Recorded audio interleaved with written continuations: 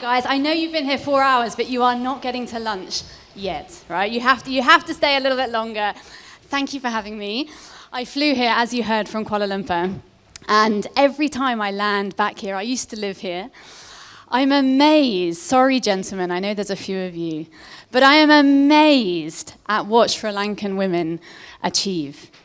And in that last panel, we spoke a little there about cultural pressure, right? Societal norms. What I want to talk about today is going to overcome or at least go round all of them. And this is actually about all leaders. I will talk to women, but this is about all leaders and what we can do in the world that we're facing today. So I'm going to talk about connectivity. I'm going to talk about leadership when you listen. And as you heard in that intro, I'm going to talk a little bit about empathy. And probably whatever you thought you knew might shift in the next 30 minutes. But let's start here. We have a really big problem. And that problem is worth $8.8 trillion. $8.8 trillion is the estimated loss in productivity every year, right? 8% of global GDP that we're losing every year because of three key things: disengagement, disconnection, and presenteeism in our workplaces. Now, disengagement is what you think it is, right? I am not engaged in my work. Presenteeism is when you turn up at 9, you go home at 5, you do your job. You can't fire these people. They are present, but that's all they are. And disconnection comes back to belonging.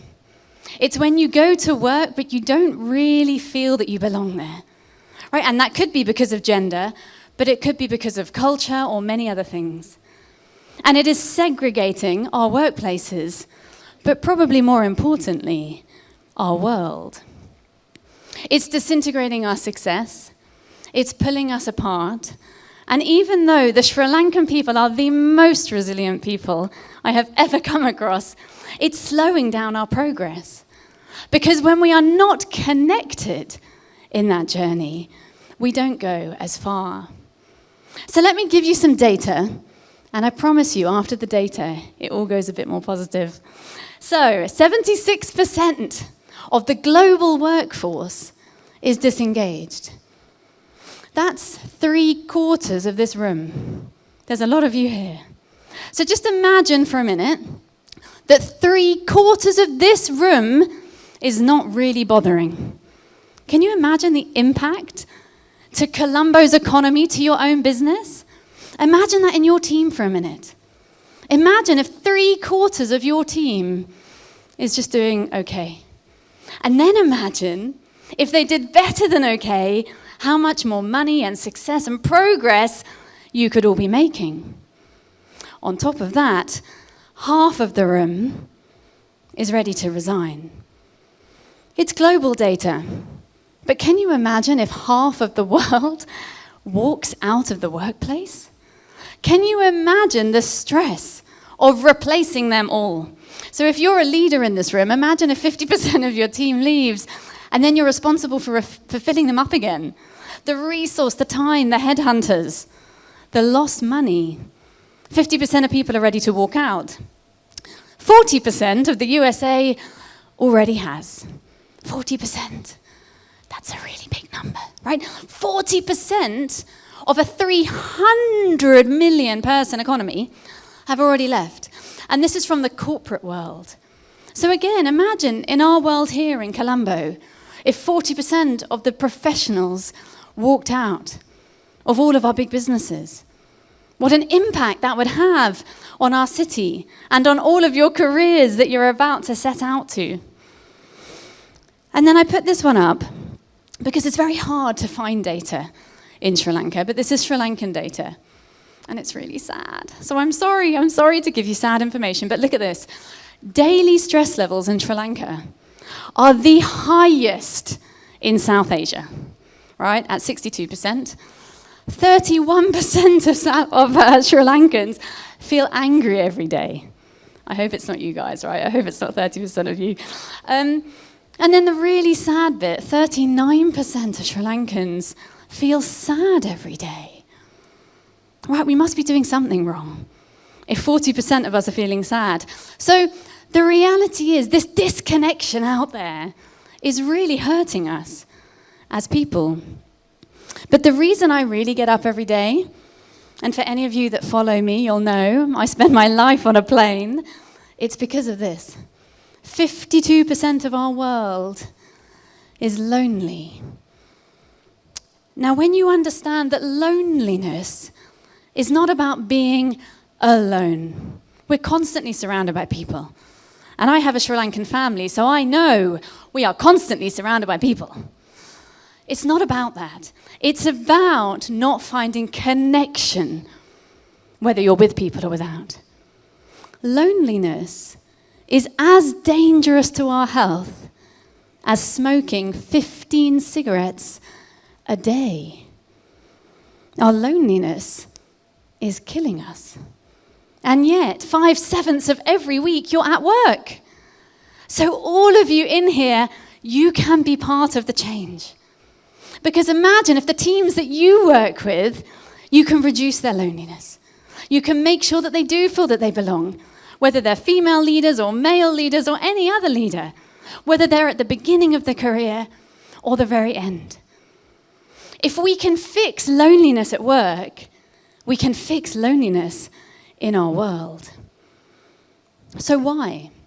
Why are we disengaged and disconnected and lonely and wanting to resign? I think a lot of it comes down to this: the empathy deficit. Now let me tell you what that is. And I'll tell you a small story. So in 2018, I moved to Dubai. And I took over a CEO role of a really big American business. And I moved across the world, all alone.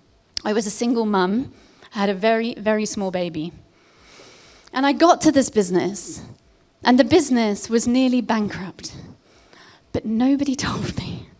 I was like, thanks, Dubai. So I get to this business, it's an SME, and I had come out of like really big global vice president roles, right? Where there's like 24 people in finance. Suddenly it's just me and 40 people who were utterly miserable. We had no clients left because they'd been fired, and the previous leader had already gone. And I was totally overwhelmed. I had no idea what I was doing, honestly. So I went to see a business coach, my first and only business coach, and I asked her, what is going on in this city? Because Dubai is a very, very different city in 2026 than it was then. It has changed so much. Dubai is one of the only places that COVID fast-tracked, right? The rest of us were left trying to pick up the pieces, but Dubai just pulled it together and succeeded. So this coach asked me to explain my leadership style. And at the time, I was talking about intuition, being an intuitive leader, which you heard on the stage a couple of times today. But she stopped me. And she asked me a question that changed my life. Because she asked me, Mimi, is it intuition? Or is it empathy? And at the time, I was like, no, it's not empathy. I mean, what's empathy got to do with work? But I left, and I discovered something called the empathy deficit, the lack of connectivity in our world. And ladies and gentlemen, I could not believe that no one was talking about this. The more I read, and the more I realized how much this disconnection is impacting our world, and yet literally no one was talking about empathy in the workplace. So I started to write for myself, not because I wanted to be an author, and I started to post. And I committed to myself that I would keep posting until something changed. And I'm pretty sure that nobody was reading it, okay? I got up every day, I posted again on LinkedIn, on Instagram. There was no one there. I carried on. And eventually one of my friends said to me, why don't you write a book? And I literally was like, who? And she was like, no, you. No. I'm not John Grisham. I didn't go to Harvard.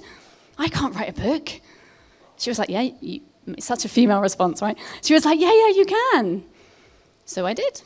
So I wrote a book, and that book became a bestseller, and I've just finished my third.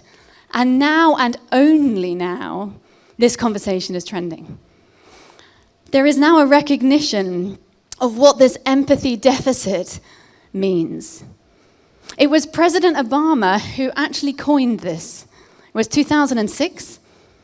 And he said to his audience, I know I should be talking about my federal deficit, but I think we should talk about our empathy deficit. But us humans, being humans and busy running our businesses and worlds, we did nothing about that for nearly 20 years. I would argue, all politics aside, that if you turn on CNN, I don't recommend it, but if you do, it's very sad, but if you turn on the news in America today and have a look at what's going on, he was not wrong. The level of disconnection, not just in America, across our world, whether it's gender, whether it's race, whether it's age or religion or background or beliefs, it just keeps growing. And as our empathy falls, it will continue to incline. What we know about empathy is that when it goes down, the isms, racism, ageism, sexism, all of them go up. Today, the WHO, the World Health Organization, have gone out and said this is a public health concern. Our loneliness is now the highest burden to our healthcare system worldwide. Incivility. Today, we see 233 million acts of incivility a day in the workplace. That can be gender exclusion. It can be being rude to someone. On the very extreme end, it's harassment or violence. Over 200 million a day? Again, what are we doing? How is it that our workplaces are not joyful, productive places to be, but we're seeing 230 million acts of incivility a day? Some of you may have heard the story of a young girl named Anna who died in October last year in one of India's top 5, or one of the globe's top 5 consulting firms. She was 24 and she died of overwork. And when she died, her mum wrote a letter to the CEO, and it went very viral. And she said in it, you can see here maybe in the yellow, oh, my heart aches not just for the loss of my child, but for the lack of empathy shown by those who were supposed to guide her. I've read that like 20 times and it still makes me cry every time I do. You know, when she died, no one went to her funeral from the workplace. Nobody went. How do we get there? Today, good news now, this is trending. So if you leave at lunchtime and you type into Google empathy and whatever you are passionate about, empathy in tech, empathy in community, empathy in education, empathy in engineering, whatever, you will find results. Because today this is trending all around the world, and it's why I get to do this job. It's why I get to get on planes and come and meet people like you guys and talk about it. And talk about why this is such an important skill set. Because if you only remember one thing, may it be this: the things that I'm talking about are not soft issues. We're talking about humanity, right? We're talking about 300 million people that have depression. And therefore, the solve for them can never be a soft skill. So if you came here today thinking that emotional intelligence, communication, engagement, empathy were soft skills, then ladies, please help me stop it in Colombo. Sorry, guys, but men came up with that term. And for as long as you go out there and say these skills are soft, people won't train them and they won't fund them. We have to change the conversation.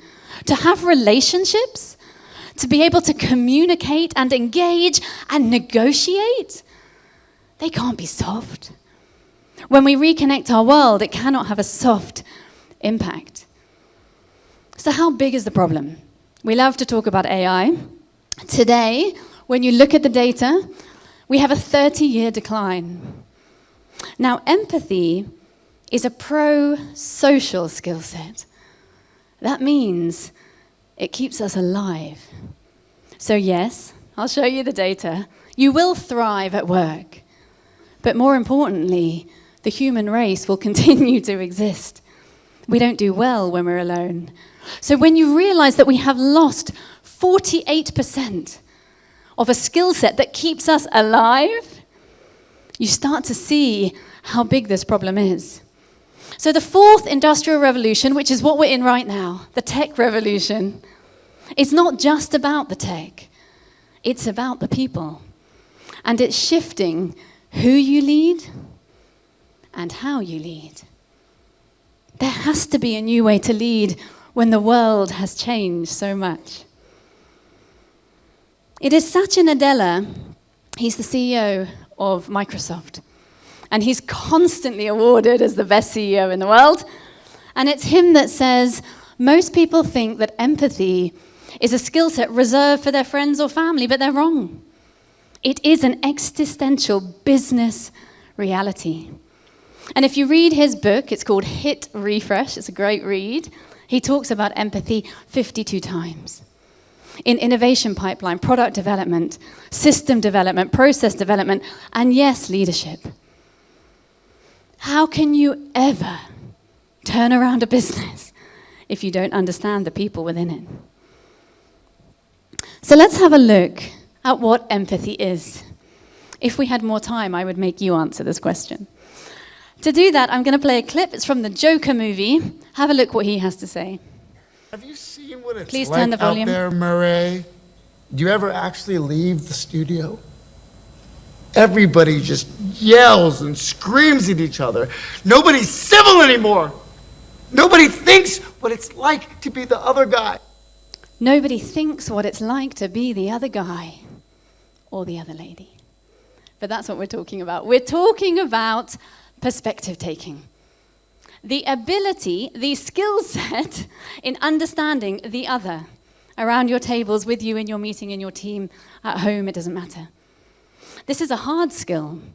It's hard to find, it's hard to master, and it has really hard business results. So businesses that have empathy in their culture and leadership make 23% higher profits, 17% higher levels of efficiency. Mistakes go down by 40%. Innovation goes up by 68%.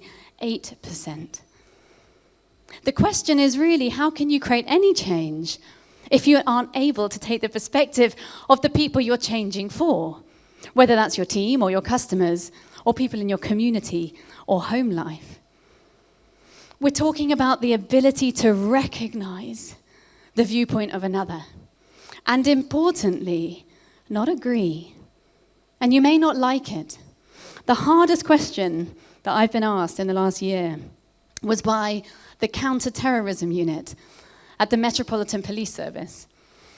In hindsight, I should have prepared for this question, but I didn't. We did the training session, and at the end, in the Q&A, a gentleman said to me, well, Mimi, thank you, but can I empathize with a terrorist who's just blown up London Bridge? And of course, I was floored for a minute.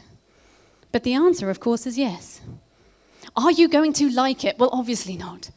Are you going to agree? Absolutely not. But if you study how that person got to that minute, from the minute they were born, how they've been conditioned, how they've been treated, the abuse, the rhetoric, the narrative that human has been fed to get to that point, can you understand it? Probably. You're going to hate it, but you can understand it. So empathy is judgmentless. It's agreementless. It's the ability to recognize why somebody else around the boardroom table hates your plan.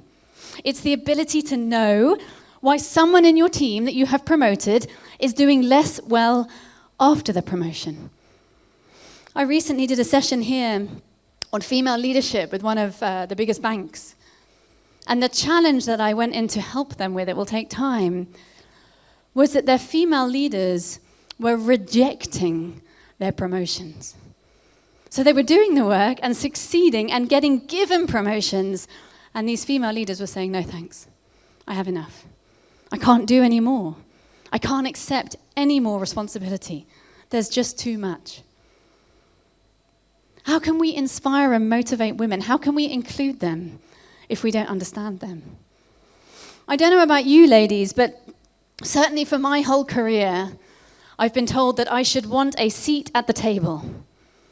Number one, where is the table? Who knows, right? It's like a magical table. Number two, as I travel the world and meet women just like all of you, very few people want it. Very few women want it. They might want titles and power and money and leadership. They don't necessarily want to then sit at a table because actually they want to go home to their kids. So how can you inspire a new generation of female leadership if we don't understand them? That is what perspective taking is. So there's a whole load of benefits. And if we were doing a workshop, I would go through all of these with you. But fundamentally, up there are 5 ways that this impacts your business, that proactively shifts how you do every financial year. So aligning multiple generations. For the first time in history, we have 4 generations in the workplace, especially in Sri Lanka, right? Where your chairman might be in their 80s, your leadership team might be in their 50s, middle management somewhere near 30, and at the bottom they're 17. Right, 4 generations. The top and the bottom don't speak the same language, let alone tweet the same language. You need empathy to understand each other. And for all of the young ones in here, this isn't just about the top understanding you, you also have to understand them. Empathy goes up and down and laterally as well. It helps you drive performance because the biggest driver of sustained performance is people. And when people feel that they're included and valued, they do better. It drives motivation. Engagement goes up by 48%. If you work with Net Promoter Score, which is how you leverage the understanding of your customers, so how loyal your customers are, it jumps by 20 points. So your customers are more loyal to your business when you have this involved. It drives female inclusion for all the reasons I've said. And yes, it aligns automation and AI with us. Should empathy exist in AI? Yes.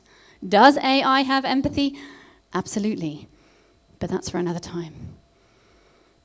The good news is we're not born with a fixed amount. Nobody has more than the other. Women do not have more of this than men. Scientifically proven, we do not. We may use it more than men on occasion, but there's absolutely no data to show that we have more of it. In fact, most of the leaders around the world that are really good at empathy are men. You're not born with it. I mean, you are born with it. It's not something you have to have or not have. This is built into your prefrontal cortex, in your brain. Okay, so every baby born is born with a skill set because, as I told you earlier, it's a pro-social skill. You need it to survive. So we all have it, which means that you can also train it. And that's what I get to do, right? I get to train it all around the world every day. Because the ability to understand the people you work with is within you. It's a skill that you can choose to use. And when you do, you see all of your business indicators go up. So 76% of people, and this data is 6,500 people wide, so it's a big study. 76% of people say they will work longer hours because they want to, not because you've asked them to. So think of a time when you've worked with a leader you really enjoy. Or if you're a student or you've just finished studying, it could be for a module or a lecture that you really like. When you work extra long hours, you want to, you love it. When you work for a leader that just doesn't care, is not interested in you, never listens to your point of view, you're not interested. In fact, if that leader comes to you on a Friday night and says, hey, Mimi, will you work a little bit longer to help me finish this PowerPoint? The leader who I really like and respect, I'm going to say, sure. The leader who never listens to me and doesn't care that I exist, I'm going to say, sorry, I've got to walk the dog. Right? You work longer hours when you feel that your leader sees you and values you. 63% of people are more engaged, and that's obvious. When you have relationships, when you feel like an equal and there's interest in the room, you're more engaged, you work harder. And I know, because I do this in Sri Lanka all the time, if I came round and asked you on your tables, you would tell me that. If I ask you the question, how does your performance change with a leader that really listens to you, you'd say, well, I feel good, I feel confidence, I work more, I try harder. It's human nature. 48% higher levels of innovation. You can't innovate for a group of people if you don't understand them. But equally, when a culture is empathetic, when you feel valued in the workplace, you're more likely to share ideas because of something called psychological safety, which is quite new still in Sri Lanka. But fundamentally, it means that you're willing to share your ideas, that you're willing to speak up and suggest things and have ideas about things, but also give feedback without the fear of any level of comeback from that. So when culture is empathetic, when we value each other, we innovate more as well. And this one's great. Nearly 80% of people are willing to change their job, their experience, their category, everything, just to find a boss that listens to them. That's how important this is to human beings. And I'm sure that some of you know some of these people who have been like a lawyer for 20 years, and then over coffee one day, they say, oh, I'm going to go and start a dog shelter. And you're like, what? Right? They're looking for purpose. You hear about burnout. Burnout has nothing to do with being tired. Burnout is a lack of purpose. If you do not know why you're doing something, you cannot sustain it. You need to feel that you belong. And on this chart, I know it's hard to read, but the red circle at the top and the yellow column is for employees. And it shows you that 93% of employees say, whilst I want a boss that listens to me, I want us to perform. Because human beings, we love to win. Right? What happens when you take a toddler to a birthday party and they lose the race? They cry. We hate to lose. We want to win. 93% of your employees are saying, please listen to me, but I want us to perform. I want to work harder. I want to work longer hours. I want to do better. But yes, I want to be treated like a human in the process. It follows, right? And that is why empathy today is constantly spoken about as the most important leadership out there in terms of skills. You can be brilliant technically, but if you cannot work with people, you can never achieve your full potential. You'll probably do really well, but you'll never do as well as you could. Leadership has millions of definitions, right? If you Google it, you'll find, I don't know, probably hundreds of millions of definitions of leadership. But for me, it's really simple. To lead, somebody has to be following. If there's no one there, I'm just going for a walk, right? To lead, people have to be following. That's the definition of being a leader. And people follow those who listen to them. Therefore, you cannot lead if you don't first listen. You can use power, you can force people to do things, but it won't be sustainable. There are 6 forms of power, and if, for example, if someone came into the hall and threatened us, we would leave, but when the threat has gone, we would come back. You cannot build a business based on power. That generation of command and control has gone. This is now about connect, collaborate, perform, but do it together. This is what I call listening-led leadership. The ability for a leader to listen more than they speak, to listen before they make decisions, to be interested in the opinions in the room. And it has nothing to do with being nice.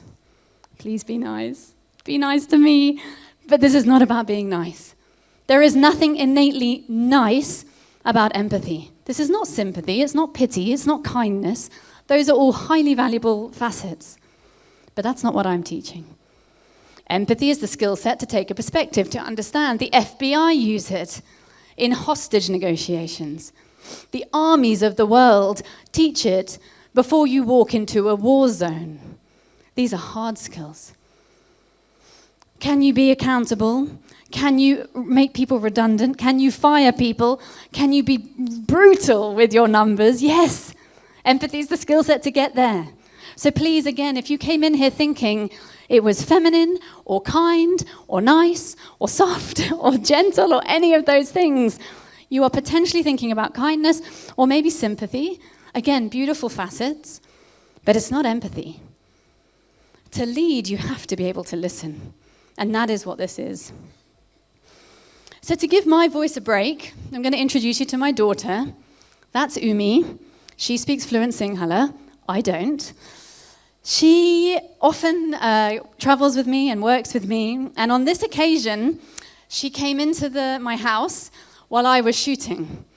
And like any very independent young woman, she said it was totally unfair that I get to make videos and she should make one too. So you can see I didn't even brush her hair, right? This is not scripted. So I said, fine, babe, come sit with me. Let's talk about mummy's work. Let's talk about listening. And this is what she said.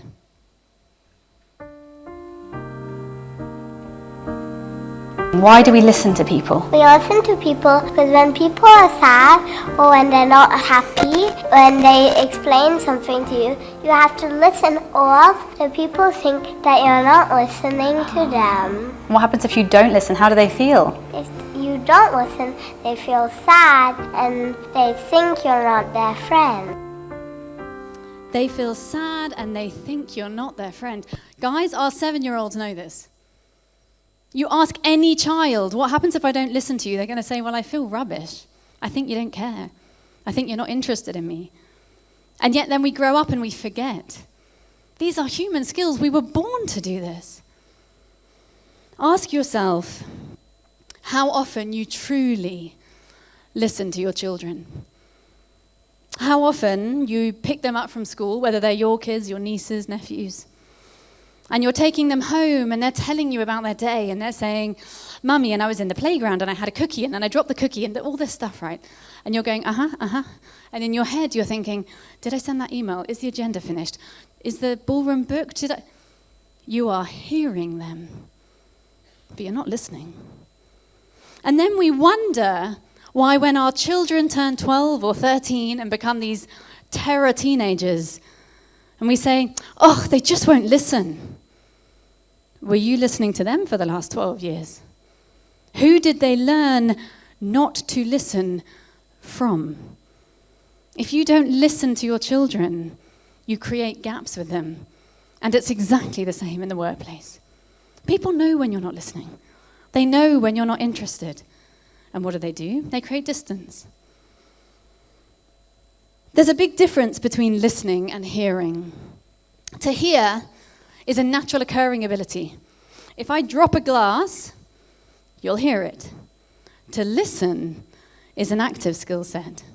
So this noise, which is very annoying, and I would have to shout to talk over it, and it would drive you all mad, so I'll turn it off. That is the sound of an aeroplane in flight for the entire flight.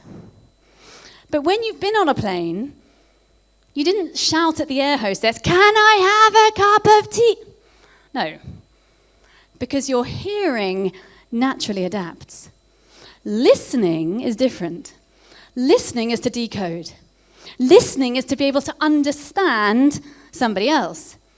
The ability to listen to gather information, and critically not to reply. Because most of us spend most of the time listening just so I can tell you what I want to say. Right? And then we say, sorry, what did you say?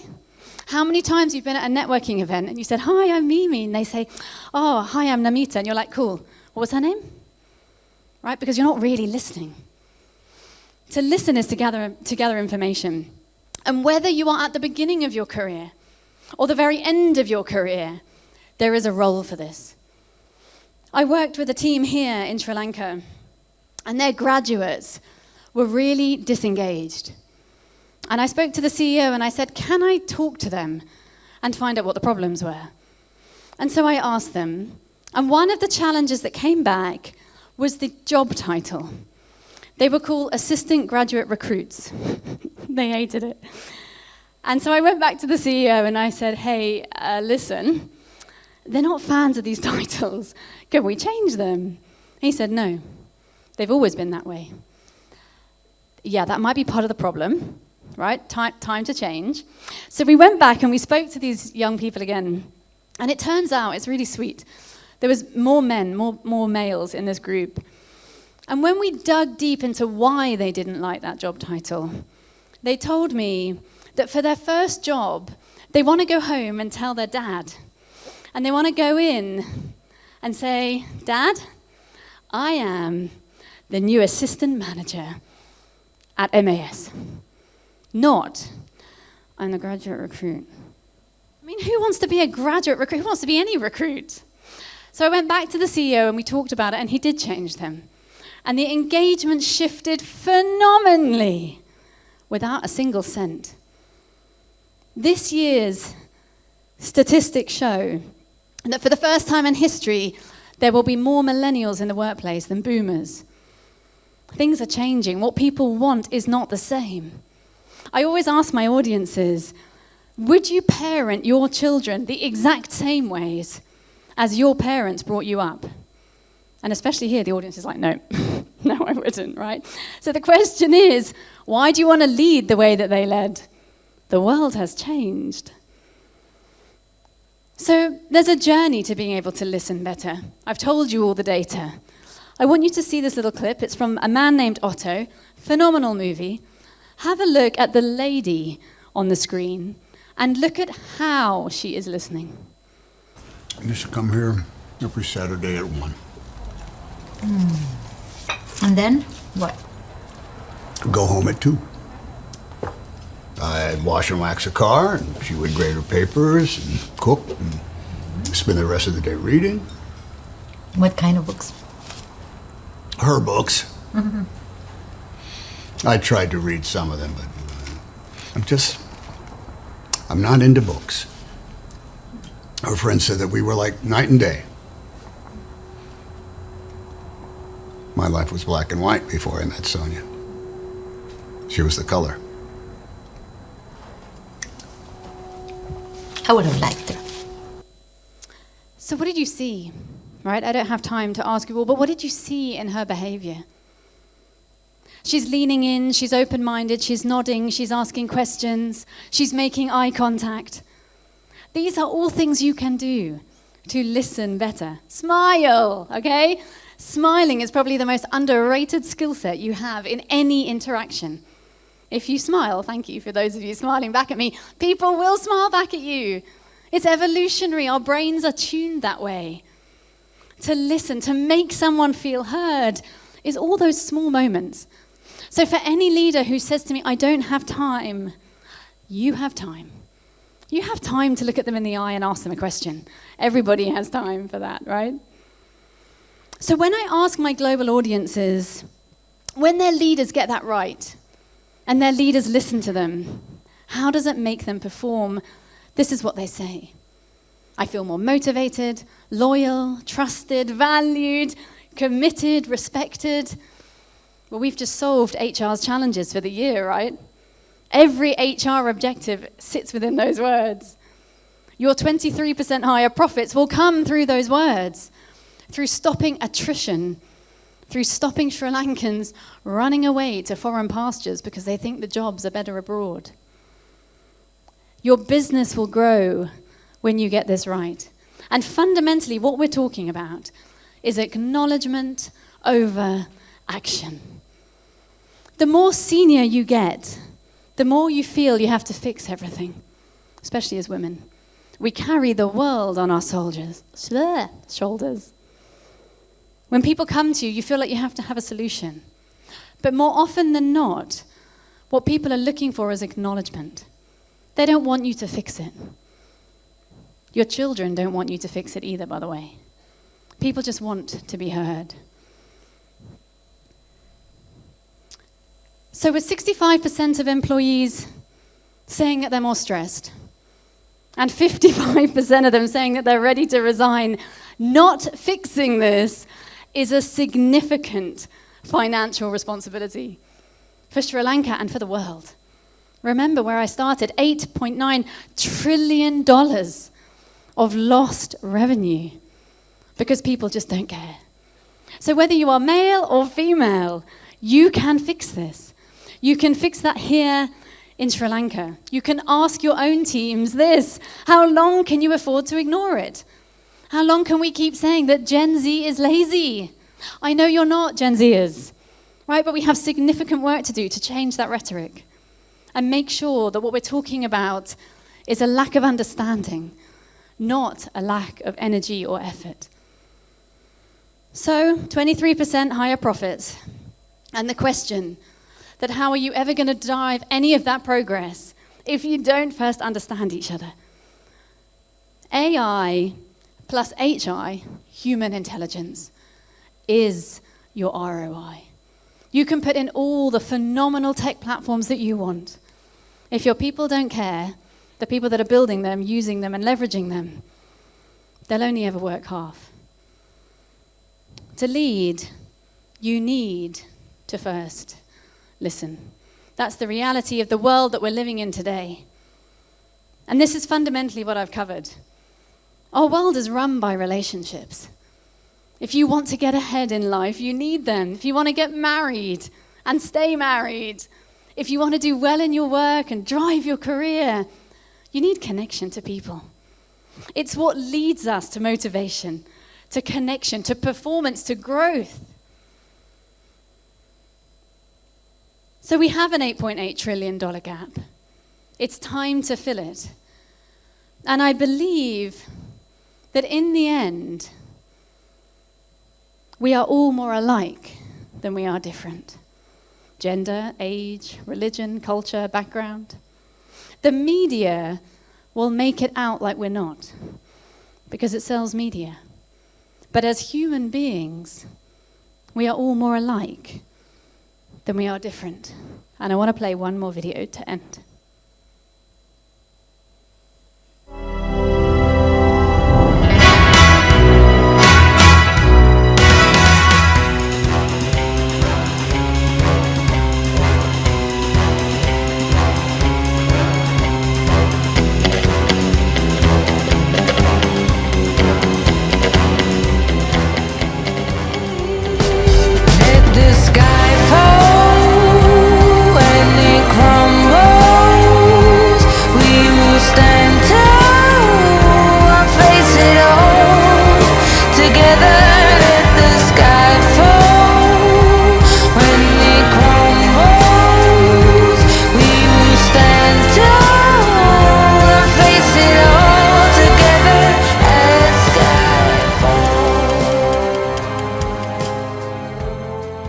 So I don't play that because it is the biggest marketing con of all time, because you have been watching the same film since 1962.